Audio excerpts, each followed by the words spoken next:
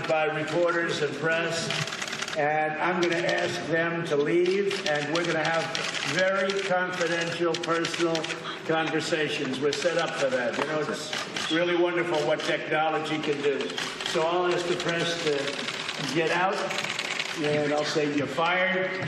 And by the way, media, happy Thanksgiving. President Trump at his estate in West Palm Beach in Mar-a-Lago.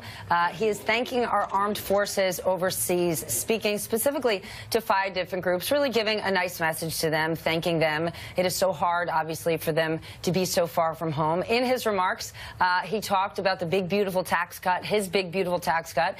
He told those troops when they came home, they would be seeing all those companies coming to the U.S., bringing jobs back. And he referenced the strong stock market, which is so interesting because we have to remember the stock market is not a direct reflection on the economy, and it's unclear whether those who are overseas actually have any stock investments. So let's bring my panel back in. What did you think of that? 2 things. One, it's nice for the president to do that. For sure. Obviously, he's the commander-in-chief. He should be thanking the men and women who serve and protect our freedoms. Maybe I'm, but it didn't seem to be very authentic. He seemed to be heavily scripted, and maybe, again, I'm reading much more into it. I'm used to a president looking directly into the camera and thanking the men and women, as I mentioned before, thanking them for their service, talking about them and not about me, meaning the president, talking about them and what they're doing and not about, to use his words, a beautiful tax cut. So it was a little bit disjointed. It didn't seem authentic to me, but again, maybe I'm reading much more into it.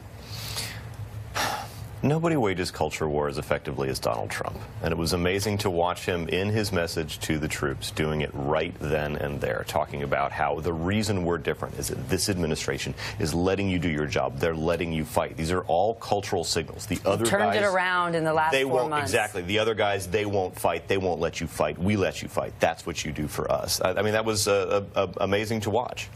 Yeah, I mean, I agree. I think that this is, on one hand, yes, it's an honourable thing to do, obviously, to talk to the troops, but this speech is kind of pockmarked by these political points and these partisan points. The idea that previous presidents didn't let the armed forces do their job. The idea, I think I'm quoting this correctly, that you're fighting for something real whenever the real thing appears to be a booming stock market. I mean, I'm perplexed as to what point that